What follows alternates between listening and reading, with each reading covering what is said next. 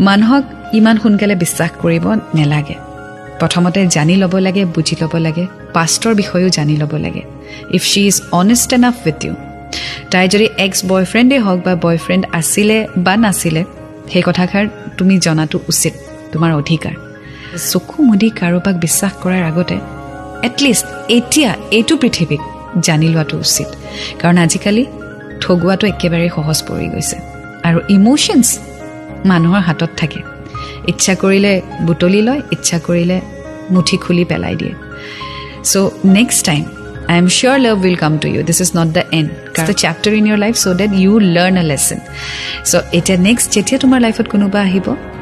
stable লাহে লাহে